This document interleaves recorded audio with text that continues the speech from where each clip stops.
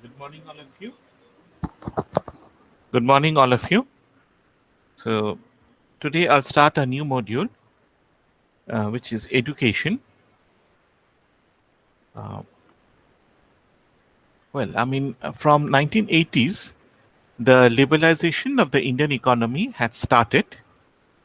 In the first wave, when Rajiv Gandhi came to power, he introduced a series of policy changes. Such policy changes accelerated in the 1990s, partly as a result of the structural adjustment programs. I mean, any country who borrows from the World Bank or IMF has to undertake that it will reform its economy. It has to satisfy certain conditionalities, which includes liberalizing the economy, introducing the market forces, and so on. So, from the 1990s, liberalization really took off. At the same time, the growth rate, which was stagnant at around 3.5%, which was called the Hindu rate of growth in the 60s and 70s, it started increasing in the 1980s. And in the first decade of this century, it reached double digits, 13%, 14%, like this. Now, the question then arises that, okay, growth has been going up, something that you have been, I think GC is discussing. But the question is that has it led to corresponding developments in human development, corresponding changes in human development? So, we are going to look at four issues: education, health and malnutrition, poverty, and employment.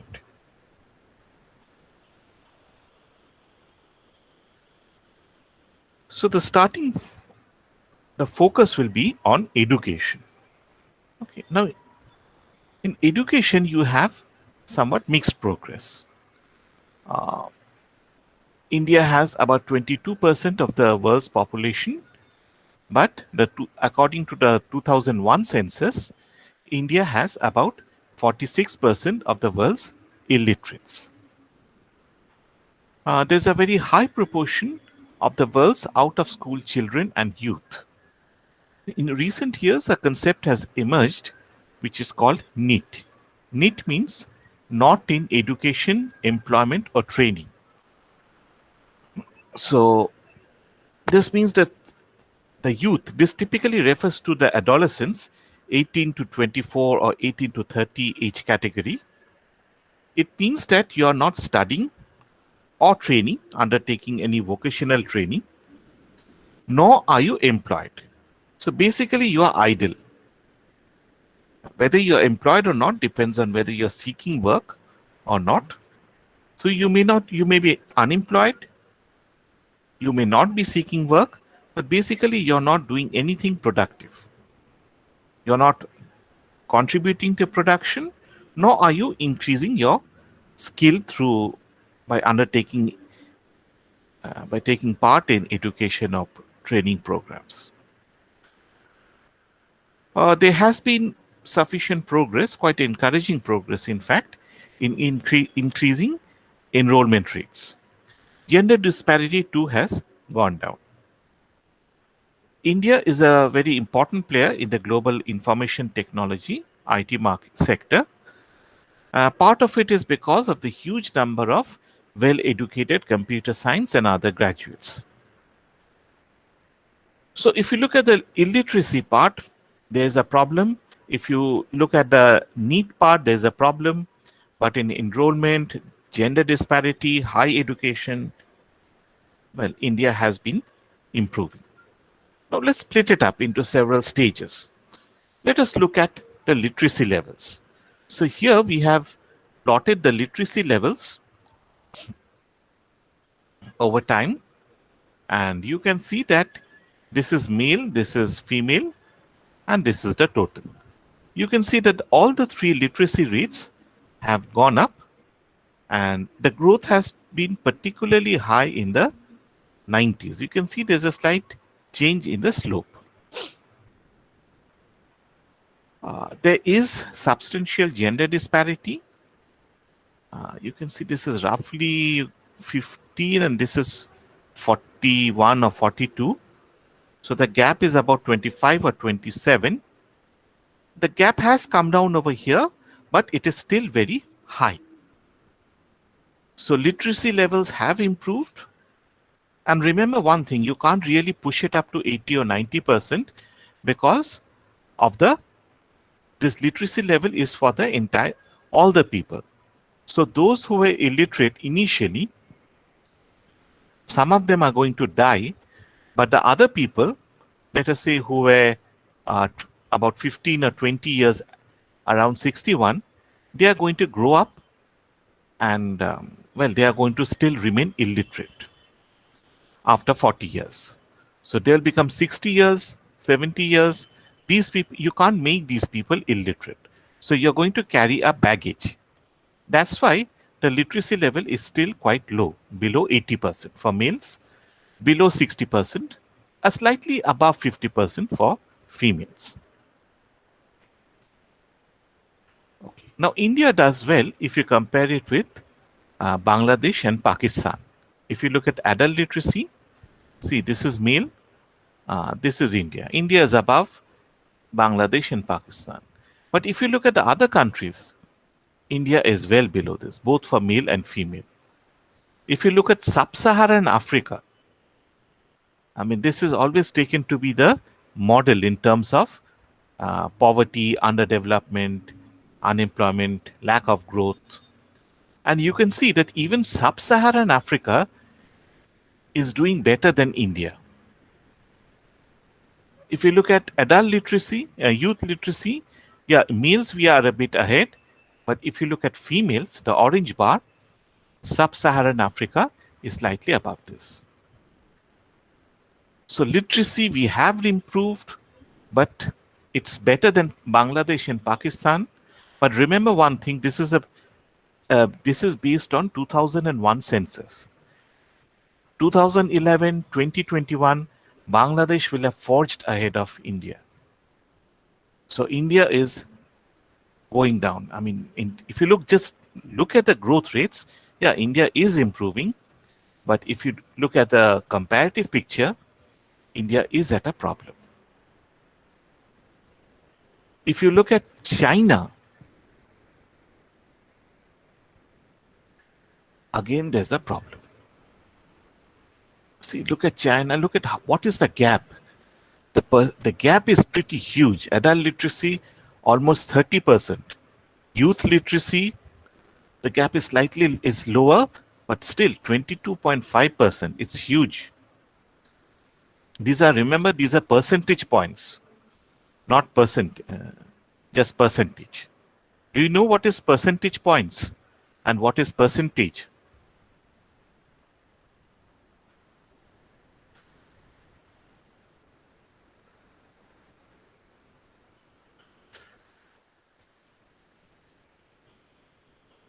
Okay.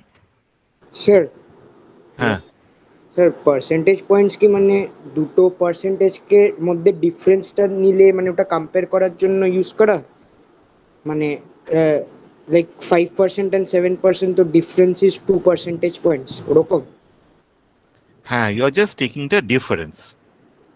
And if you look at percentage, তখন তোমাকে ডিফারেন্সটা নিয়ে you have to multiply by 100 and divide by the denominator. মানে তাহলে ধরো তোমার 8% আর 5%, তাহলে difference হচ্ছে 3%. So 3 into 100 by 5.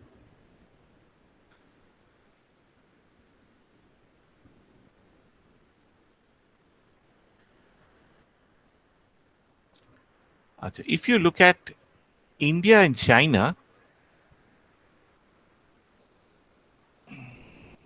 okay, I'll come to the India-China later on. Let's look at this. If you look at the formal education part, primary school participation, that is whether you're enrolled in the primary school or not, it's much lower. It's not a problem. I mean, more than 90% are now enrolled. In 2006, 93% were enrolled in school.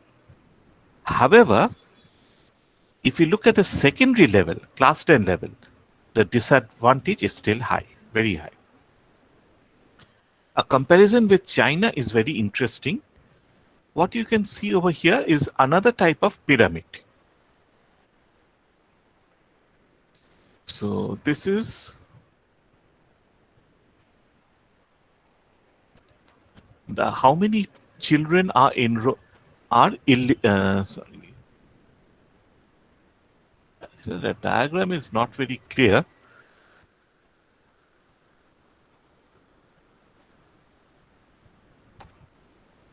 Well, I mean, hopefully this should be the percentage of illiterate.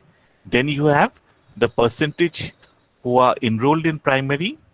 This is enrolled in secondary, and this is above. Sorry, these are illiterate. Those who have at least primary education, those who have secondary education, and those who have above secondary education.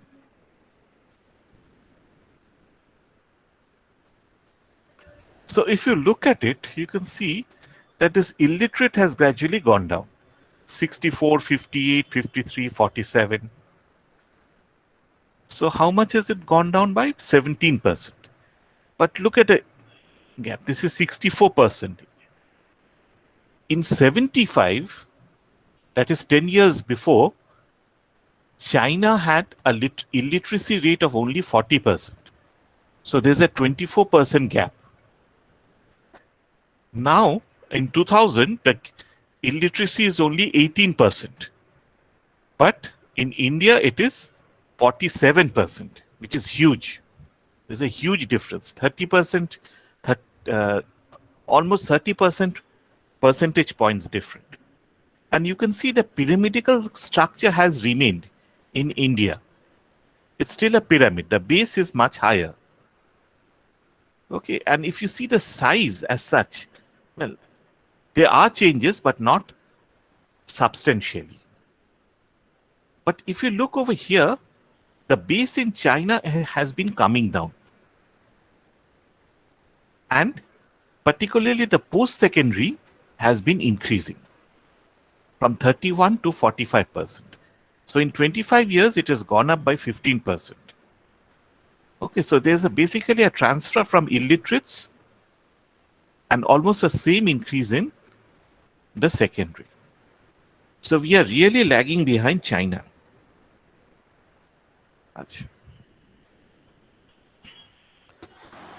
Sir বলছি যে 90% বলেন enrolled in school, ঠিক আছে, কিন্তু মানে এত illiterate কেন হচ্ছে? 53% ইলিটারেট যেটা বলছেন আপনি, এটা হচ্ছে তোমার 2006-এ, যেটা হচ্ছে স্কুলে গিয়ে ওরা ড্রপ আউট করছে। ভর্তি করে দিলে দিয়ে আর তুমি স্কুলে যাচ্ছ না। Plus, you will see the reason. There's some other reason you will see later on. Now, apart from, just enrollment is not sufficient. Attendance is also important.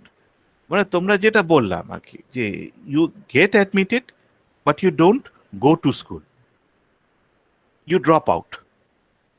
But studies indicate that this attendance is more or less constant at 85%. And it's quite good in Karnataka and Tamil Nadu. If you look at teachers, this is something I think I'm sure that you will enjoy. The teachers' attendance is quite low, 72%. So that means we are not going to school. There's other evidence of negligence by teachers.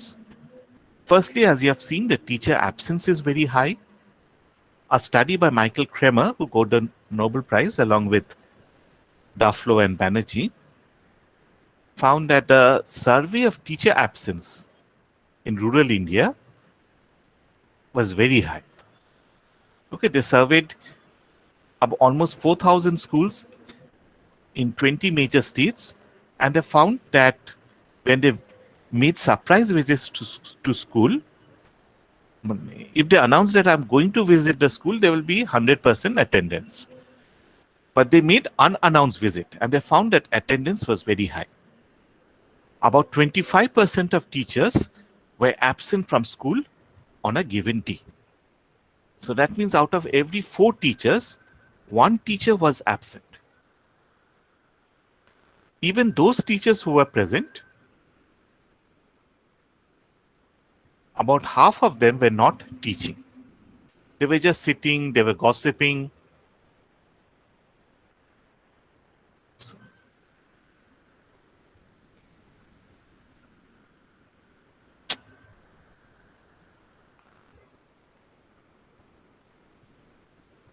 So the probe team found that teaching activities were very low. They found that there was a quite inertia of most of the teachers. So that means what you can think is if there are 10 teachers, 25 are absent, so 7.5 are attending. Out of them, about 4 teachers are present in school but sipping tea, reading comics, eating peanuts, or just sitting. Only about 3 teachers out of every 10 were engaged in proper teaching. Okay. Now, if you look at the returns to education, okay.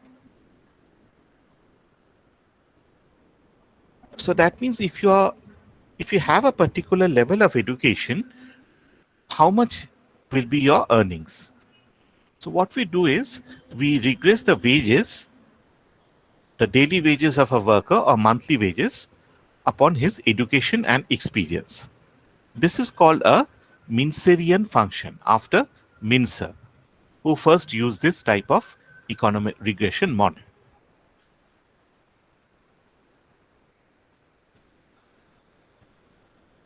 Sir আরেকবার একটু বলুন এটা কি বললেন?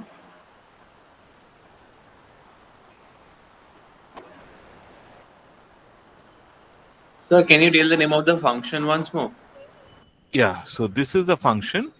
Wages is regressed on the education level and experience. And in this case, the coefficient of education will give the return to education. Okay.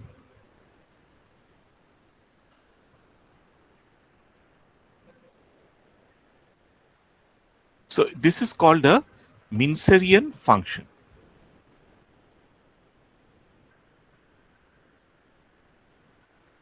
Okay.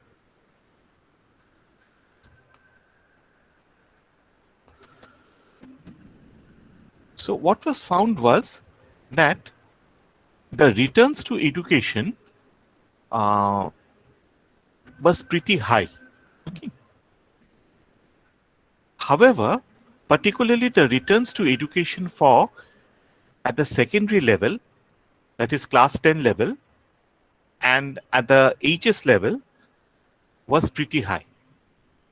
However, so what would one expect?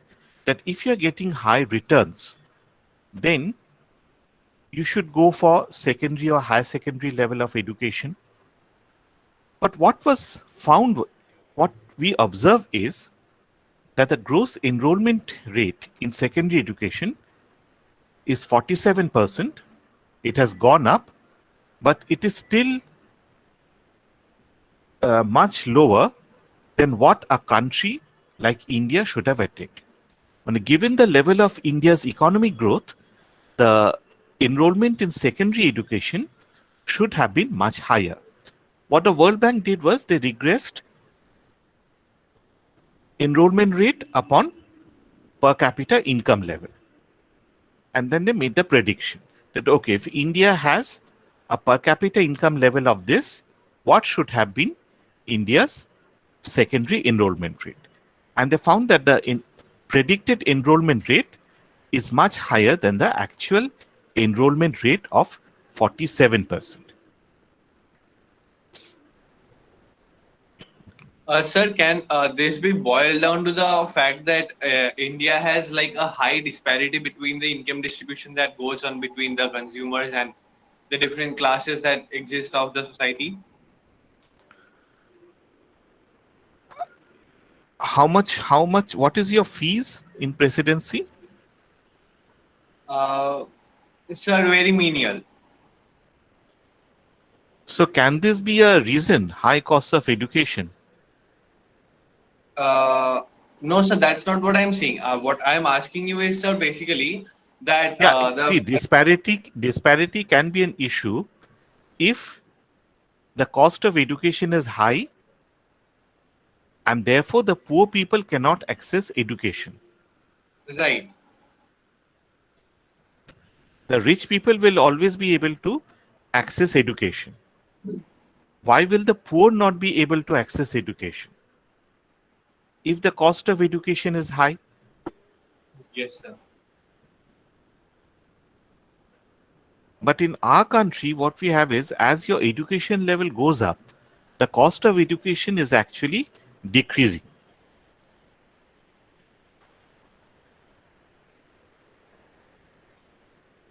I mean, I remember that I had to pay 100 rupees in class 10, 51 rupees in class 12, 17 rupees in class in undergraduate, and free in post graduation.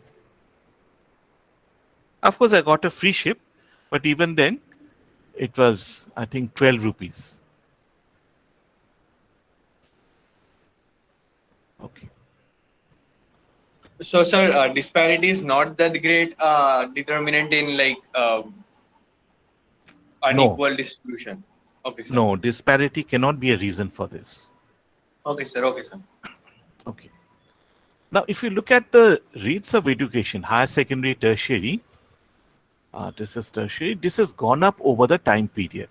This is for males, this is for females. In case of females, there was a slight decrease, but it has gone up. Higher secondary, huge increase for females. For males, not that much, but still it has gone up. It's high in the secondary level, although you can see there's a U-shaped trend for females, but for males, it's steady at 20%, much higher than the earlier levels.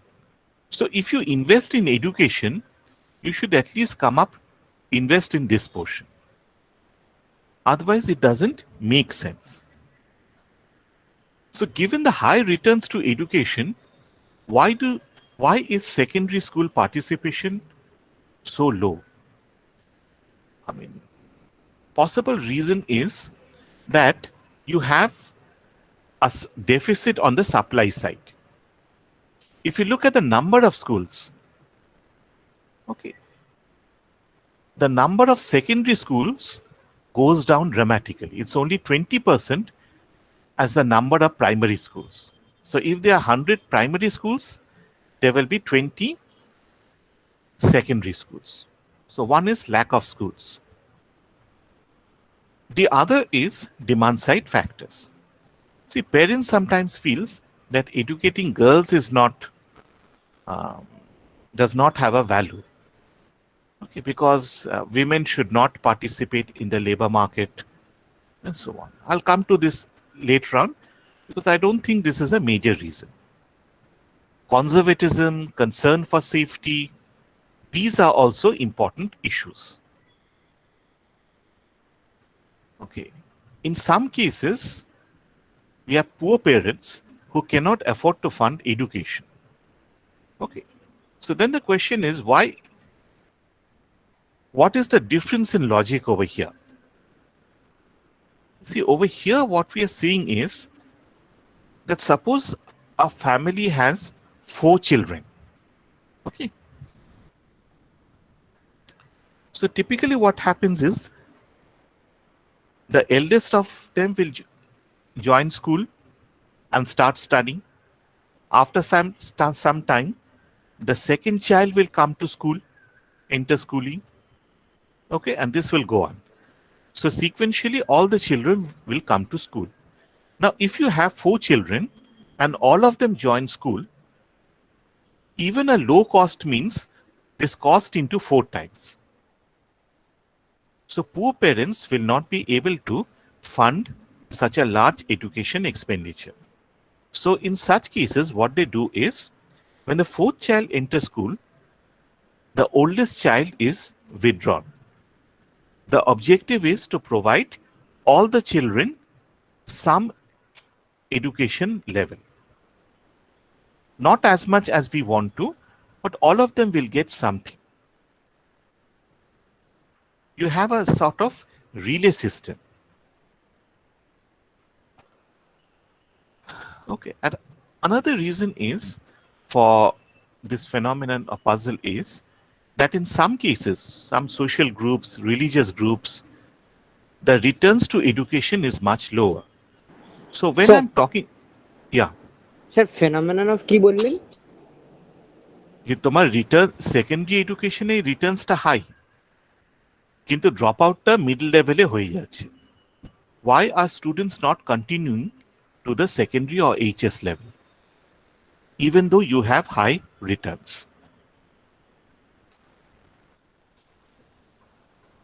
Okay. Now the figures that we have over here is for the average for the population. But if you look at Muslims, Christians, scheduled tribes, then we will see that these returns are much lower for them.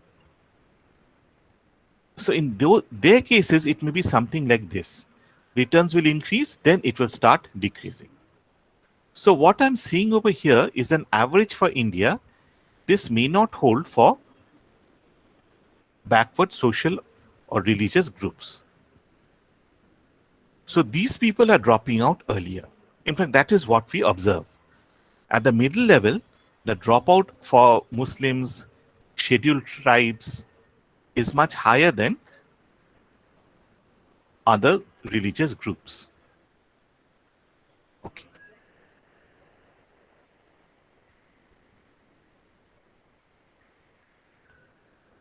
Okay. Now, if you look at the attendance rates, the current attendance rates, as we know, is a more reliable indicator of schooling than enrollment rates. What happens is because higher enrollment rates means funds, schools generally try to inflate the enrollment rate. From the family side also, enrollment doesn't cost much, so the child is enrolled and then the child doesn't attend school or they drop out later during the middle of the year. Sometimes they find they cannot continue schooling, so they drop out after 3-4 months.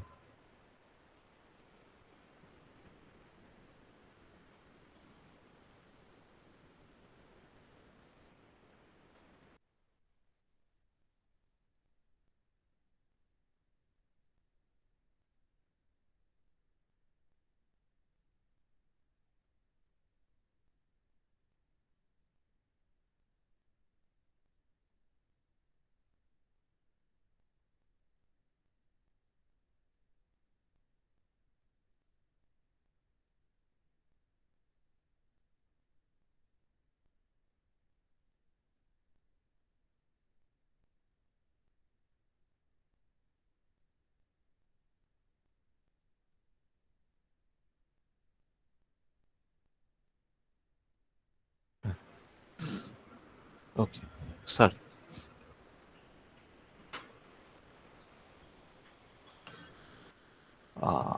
If you look at NFHS 2 and NFHS 3 data, you will find that school attendance among the 6 to 10 age group has increased. Among girls, it has increased by 20%. Among boys, it has increased by 12 percentage points, respectively. Okay, so there has been an improvement in schooling. And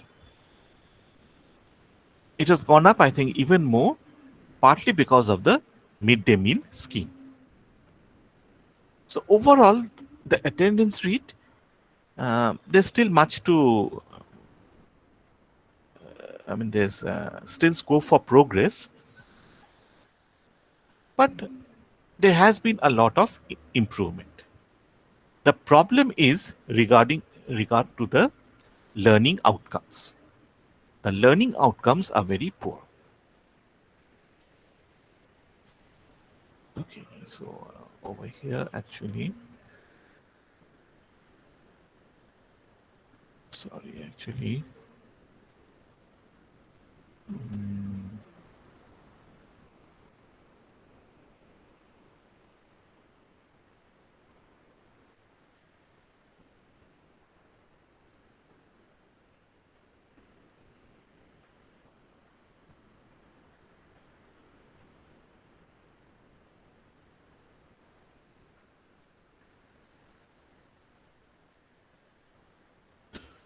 okay, I'll come to the learning outcomes later on.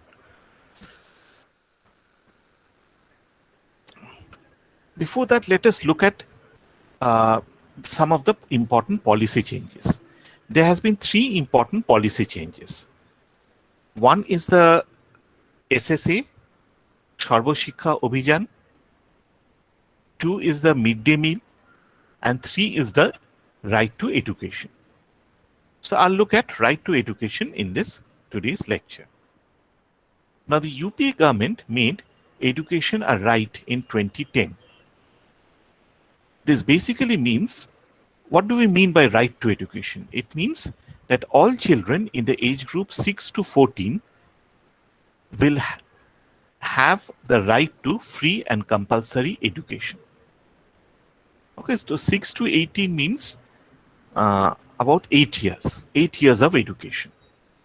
So this was enacted by the Parliament on 4th August 2009, and this act also described the modalities of how to introduce them. Now, what exactly it means. So it came into effect on 1st April 2010, a very nice day, which is April Fool's Day, and it made India one of the 135 countries to have made education a fundamental right. So this right indicates, apart from ensuring free and compulsory education, it lays down some minimum norms which elementary schools must satisfy. It says that you cannot have unrecognized schools. Unrecognized schools are schools which are not under the government. They can be private schools, but the private school will have to satisfy certain norms and get themselves registered with the government. And third is, there should not be any donation fees or interviews at the time of admission. So if the act was passed in 2010, the first cohort to pass was in 2018. Okay. Now let's see what the progress has been regarding the rights to education. So the government was supposed to provide free and compulsory education, and it doesn't mean that the school can be anywhere. The school has to be within a 1 kilometer radius. Okay. Now Oxfam, who is one of the very well-known NGOs, international NGOs, undertook a study in 2013 and found that the number of schools that complied with all RTE norms has not progressed beyond 4.8. So in 2010 it was 4.8.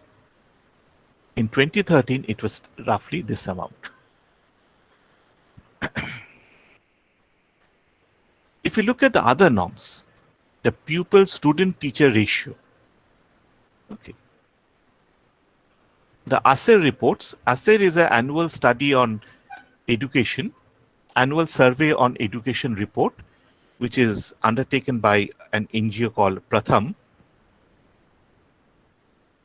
Well, ASER reports that there has been improvements on all these indicators.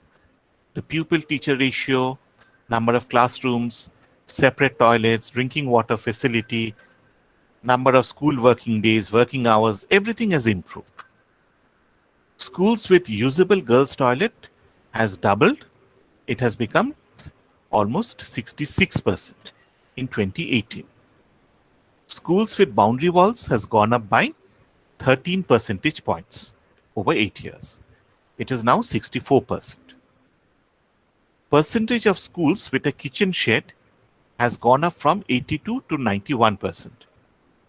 Why is a kitchen shed important?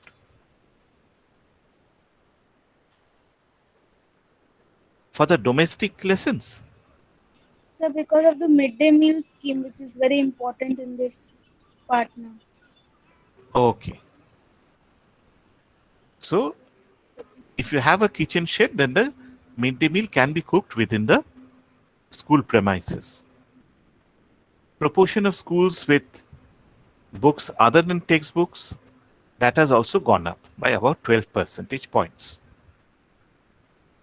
So overall, we can see that there has been an improvement. Even in midday meal, it is now being served in about 80% of schools. However, we find that there's substantial variations across states. Jammu Kashmir and most of the northeastern states perform very poorly. I mean, less than 50% of schools in the northeast serve midday meals. Less than 50% have drinking water or separate girls' toilet.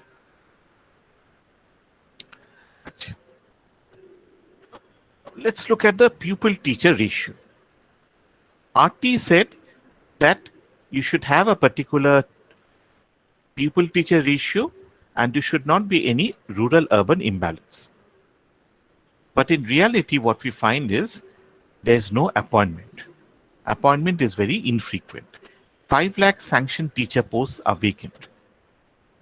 Those who are appointed, 6.6 lakhs are untrained. The pupil-teacher ratio is 30:1, 30 students to 1 teacher. This has been attained by only 63% of government primary schools. What is the reason for this? The reason is that the outlay for RT is inadequate. The National Education Policy said that it should be 6% of GDP. That out of the current GDP, 6% should be spent on national education. But in reality, the expenditure is less than 3.5%. In 14-15, there was actually a drop of 22% from the previous year. If you look at the Sarva Shiksha Abhiyan allocations, না sir drop of যেটা বলেন কি বলেন ওটা মানে যে approval হচ্ছে প্রতি বছর তো বাজেট ইউনিয়ন বাজেট থেকে একটা অ্যাপ্রুভাল করা হয় যে কত টাকা আমরা দেব। তো 12-13 থেকে 14-15 একটা ড্রপ হয়েছিল। So instead of increasing budget we are actually reducing budget. ঠিক আছে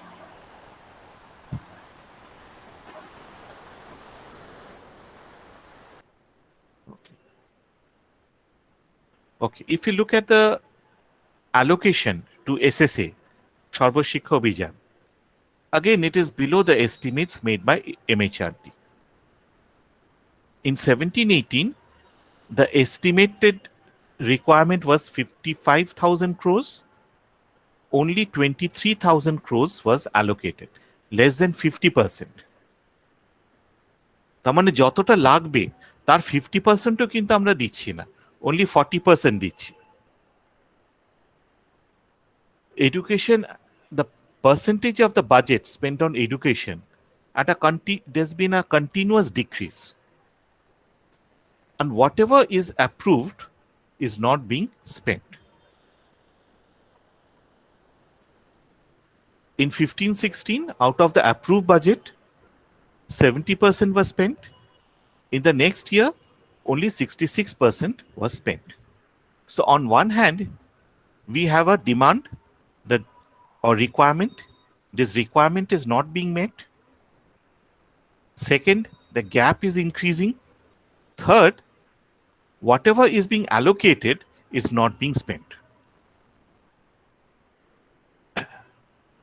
Another important question is, what is the expenditure on? The expenditure is only 9% of the approved budget on quality related intervention. Most of it is the expenditure on salary and pension. So infrastructural improvement comprises less than 1/10 of the budget. And whatever is there, only less than 70% is spent. So you can see the gap is huge. So this is the allocation on SSA. You can see there's an increase, there's a decrease. Last 2 years, there has been an increase. কিন্তু এইখানটা একটু খেয়াল রেখো, these are budgetary estimates. What the government is doing, and I'm talking about the present government, they are making there are 3 types of estimates. One is the budgetary estimate, the estimate that you please make in the budget. Second is on 31st March the next year, this estimate is revised. This is called RE, revised estimate. That is placed in the budget of the next year. And then the year after, you have the actual estimates. So the actual estimates will come out only after one or 2 years. What happens is the government keeps a high budgetary estimate, but subsequently they reduce this drastically. So when you're seeing an increase, this increase is not may not reflect the true picture.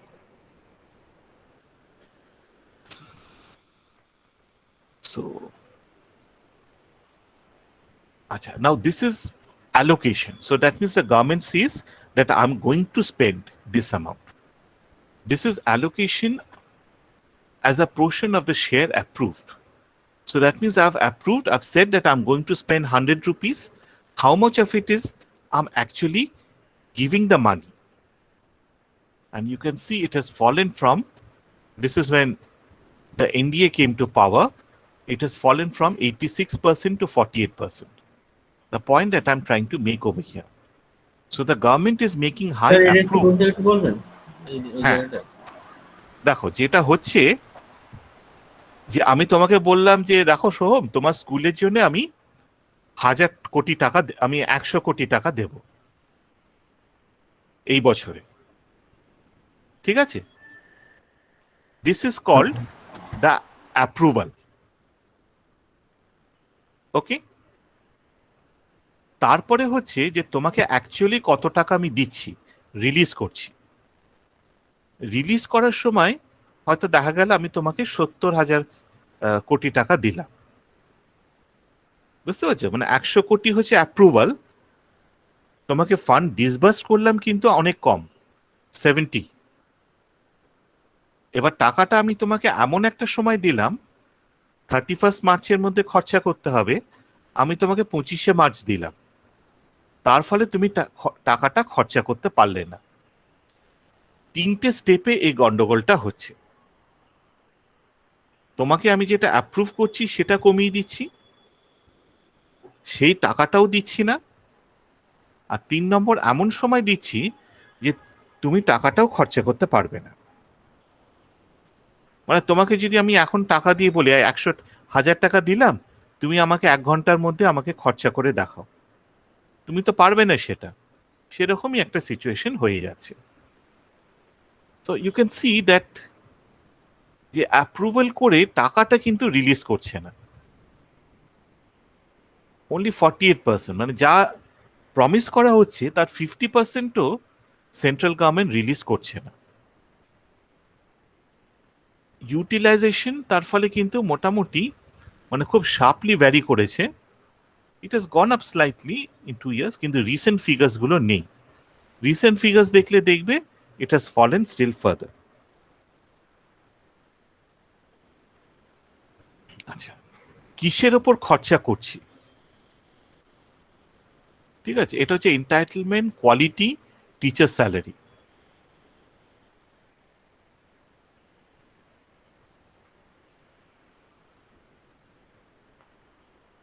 এই গ্রেটা হচ্ছে কতটা approval করা হচ্ছে, ঠিক আছে।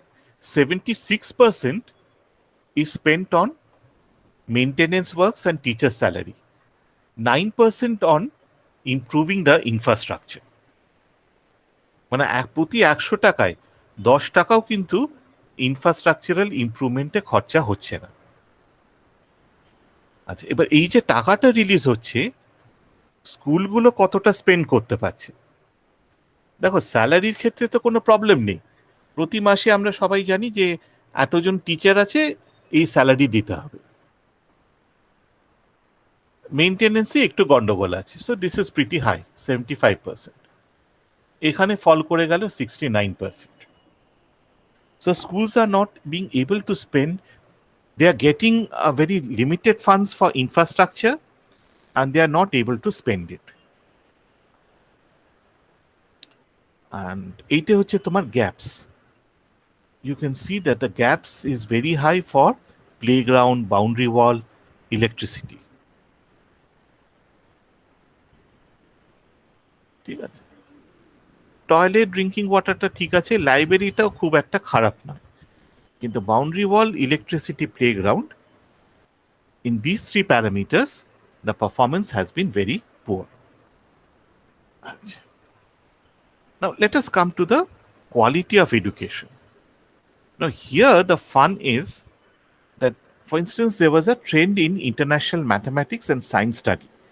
It is called the TIMSS study. India does not perform in these studies. The government of India is very clever. It never participates, and therefore we are never able to compare the quality with other countries. Now, when this survey was undertaken, India gave only limited permission to undertake the study in Rajasthan and Odisha. So for grade 8 students, mathematics score was 52. Okay. In Rajasthan and Odisha, it was 34 and 37% average score, which is far below 15 to 20%. For grade 12 students, the average score was 57. Rajasthan, Odisha, again 44 and 38%. So the indications are that the quality of education is very poor, far below the international levels. Now, I have mentioned Pratham's annual surveys on education, ASER reports. So every year Pratham undertakes an annual survey. They found that the enrollment has gone up from, it's now 97%, which is good. Not enrolled girls has fallen from 10 to 4%. In the 15 to 16 group, it's a bit higher. About 14% of girls are not enrolled. So that means there's a dropout after the age of 40. Private school enrollment has increased to 30%, after which it has become constant. Now the Pratham undertakes some quality tests. So every year they go to the students and ask them to read some letters, words, paragraph, undertake some simple sums. So if you look at the standard 3, these are the arithmetic scores, a very, very marginal increase, slightly more increase. Here it's almost same in class 8. So the performance over time in terms of arithmetic skills, well, it's not very good. Now, reading and writing ability, see, this is the time trend. It has increased. These are for different class levels, starting from class 2, 3, 4, so on. What is concerning is over here, class 7 and 8. You can see that it has been decreasing over time. In 2012, this was the percentage of students who could read or write. It has fallen to over here. by almost about 3-4 percentage points. So the time trend is very concerning. So given the weak base of learning at the primary level, if you haven't done the primary properly, your secondary too is going to be very bad. But how to assess this? I mean, every state has a different education system, the curriculum, the examination process, everything is different. So it's not very easy to compare between the performance. You can take the pass rates at the high school, but Kingdon says that it cannot really be taken because it's inflated. Widespread cheating inflates pass rates. In Uttar Pradesh, when the Kalyan Singh government brought in an anti-cheating rule in 92, the pass rate fell from 57% to 14%. Well, if you count the decimal, 15%. So the fall is 42 percentage points in 1 year. Students rely on guess papers. They frequently leakage of papers. I mean, I remember that when I went to Vishakhapatnam for the joint entrance examination, mains examination. So I had gone to the school for a meeting, and the school was just in front of the school, there was a vacant plot of land. It was in the center of the city, but you had a vacant land. The size was about, you can say, our department, the economics department, including the landing. So it was not a very small size plot, fairly large size plot. When I came for the exam, I arrived at 6 o'clock in the morning, and I saw that the plot had disappeared. There was a huge shamiana over there. There were chairs. I was very impressed that look what the school has done. The parents are coming, they're bringing the children along with them. So the parents will have to sit during the entire exam, during the whole day. The students will have to go out for lunch. And the school has made excellent arrangements. So I complimented them. But they said, no, we haven't done this. It is the tutorial homes which have done it. And then during the lunch break, when I was preparing the papers, we have to do a lot of paperwork. The other team members called me, sir, come over here and see. So I went to the window and I saw in front of there were some houses, and on each house there was a huge fire and huge pots being cooked. So they said, what's this? No, every tutorial home rents the roof of these houses. They will cook for the students. This is part of the payment. This is included in the student's fee. So the lunch is also included. You have guest paper. So you can see that how pervasive the this tutorial system, this coaching center system is. The case of Kota in Rajasthan, of course, you know, there's no need to discuss. But if you look at the gender disparity in the quality of education, it's more or less the same. Reading, arithmetic, the boys are slightly ahead. Advanced mathematics, advanced I don't mean metrics or differential calculus. It's simply maybe LCM or maybe square, not even square root, multiplication, division, that sort of thing. So there again you observe a gender disparity. Now, one of the very peculiar trends that has been observed in education is the role of private schools. there has been a very sharp increase in the number of private schools. And this is not revealed in official statistics. Why? One reason is that public schools tend to over-report enrollment. So if they have enrolled 100 students, they enrolled 120 students are reported.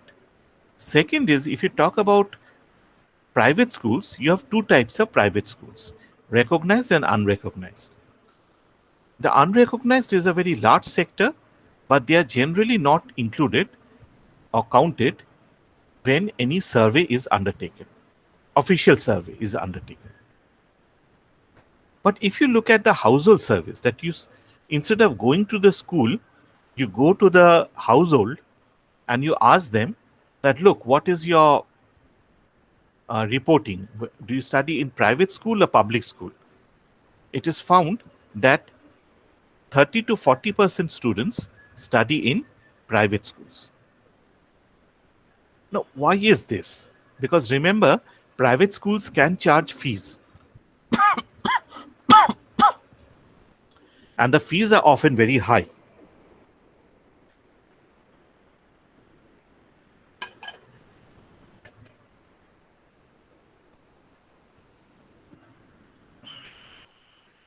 One reason possibly is that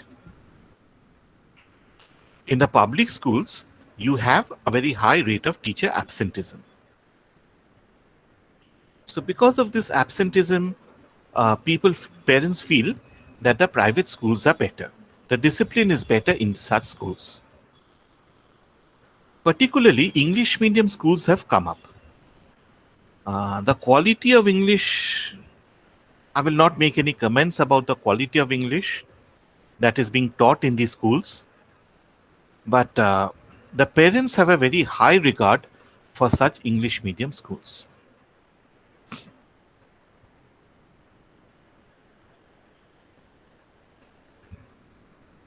What is interesting is that poor households depend more on such private schooling. If you look at the enrolled children, 5 to 10, from families below the poverty line, 15% attend private schools, 8% in rural India, 36% in urban India. So there's a fascination with private schools. It comes down slightly at the junior school level, 14%. At the secondary level, it falls still further, 7%. This is partly because the private schools are not able to have classrooms, or the students are taken in but registered in other schools.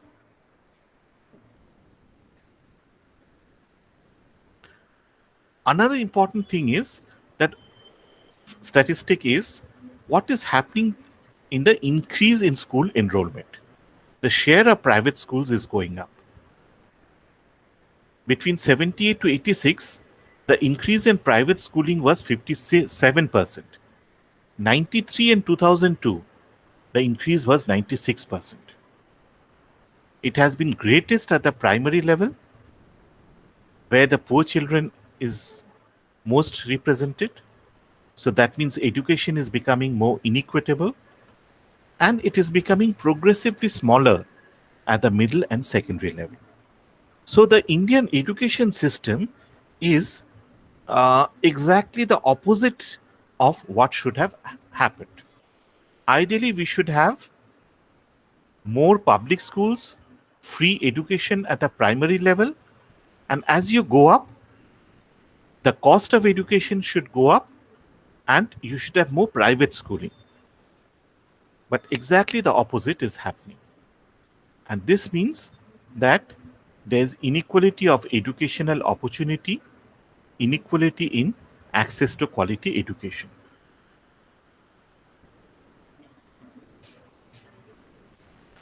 Now, what is the quality? I mean, parents feel that the quality is better than that of public education. But what do the studies reveal? The private schools are significantly more likely to exist in villages where the public school teachers are absent. So, poor performance in the public sector is creating space and demand for private education. This is more important than the parental ability to pay, because you can see that even the poor households are sending their children to school. Now, if you look at the cost of education, by cost I don't mean the cost to the households, I mean the cost of providing education, the expenses of the private schools. This is lower in private schools because teacher salary is lower, 30 to 40% lower. Now, if we compare the quality, there's a problem. Can you tell me what is, if you just look at the, find out the average score for a, if you find out the average score for a private student and a average score for a public student, is this comparison meaningful?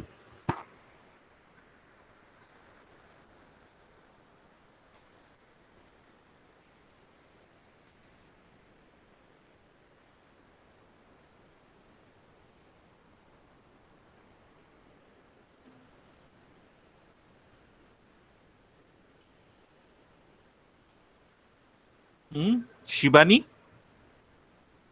are you there or have you logged off? Will you please unmute yourself?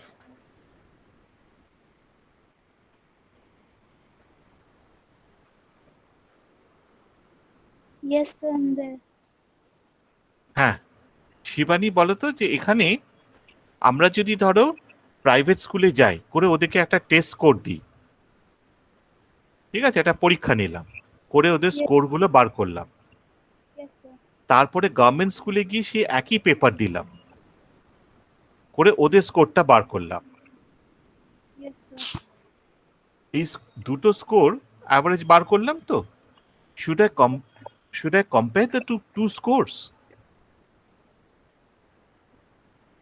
So the scores, I don't think the scores should be compared because the uh, uh, uh, I wouldn't like to word it that way, but the quality of education in private and public schools might differ, and the teachers' attendance and the students' performance in the schools will be very different. No, but that is exactly what I want to capture. Is the quality of education different? It might be, sir. না না, এটা আমি দেখতে চাইছি, I want to test it. Sir, হ্যাঁ, হ্যাঁ sir বলছি, test score যদি আমি দেখি তো তাহলে তো it also depends on the student as well. তো তাহলে আমাকে সেম স্টুডেন্টটাকে পাবলিক স্কুল এবং প্রাইভেট স্কুলে পড়িয়ে তার টেস্ট স্কোর জানতে হয়, কারণ দেখো নাহলে তো। সেটা তো পসিবল না, কিন্তু আমি যদি একটা র্যান্ডামলি এদেরকে সিলেক্ট করি হ্যাঁ এবং তাহলে তো একটা অ্যাভারেজ নিই, আমি তো ধরো আচ্ছা। তোমার সঙ্গে আরেকজনের কম্পেয়ার করছি না, আমি একটা অ্যাভারেজ নিচ্ছি। অ্যাভারেজ নিলে কি হবে, কিছু ভালো স্টুডেন্ট আসবে, কিছু উইক স্টুডেন্ট আসবে।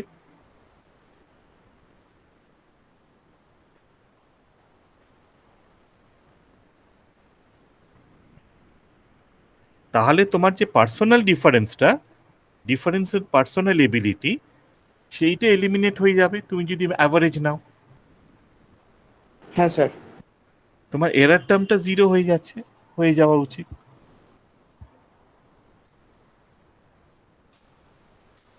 So can I make this comparison?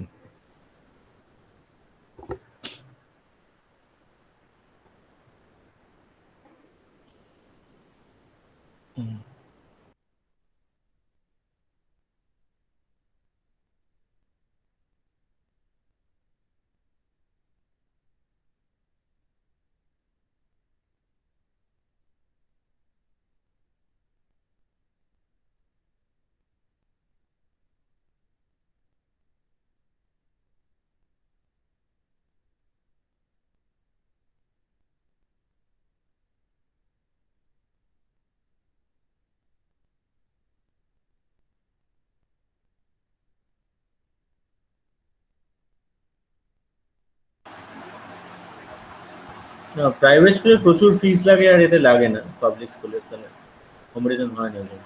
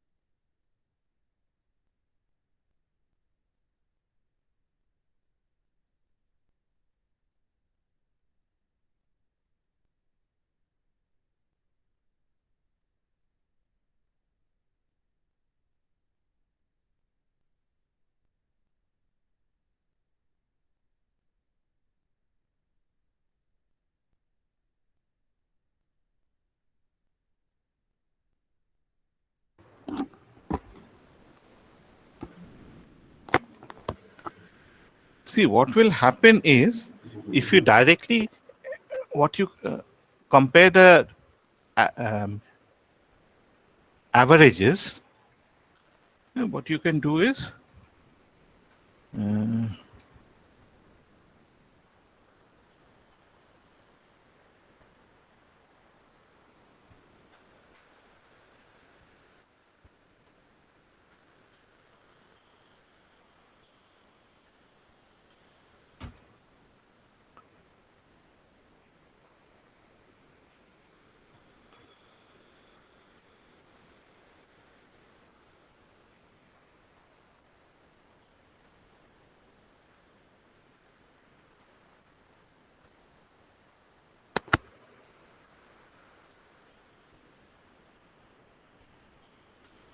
you can undertake a t-test on the means, right? Now, the problem is that in the case of public schools, you generally have the richer people, children from richer households are enrolled in public schools.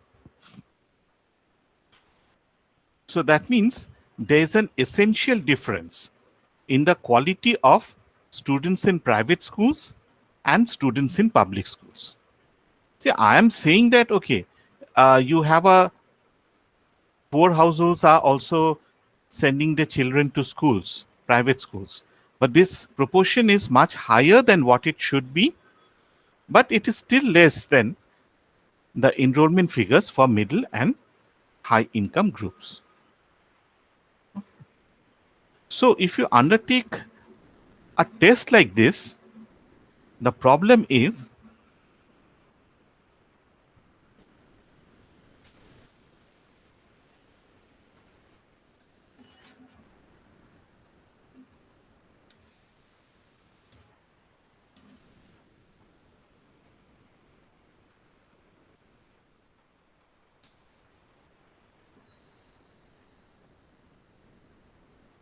okay. Therefore, you have to control for this difference in the background, socio-economic background of students.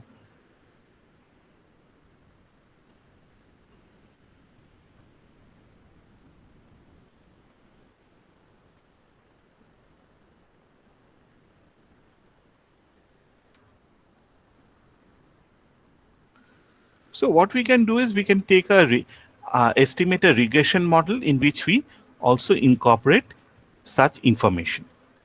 So it has been shown that even if you incorporate these information, private school students perform public school counterparts. Okay, so the quality of education, the perceived quality is actually true. There is a difference in quality of education. Okay, so I'll stop at this point, and after this I'm going to go for education, etc. So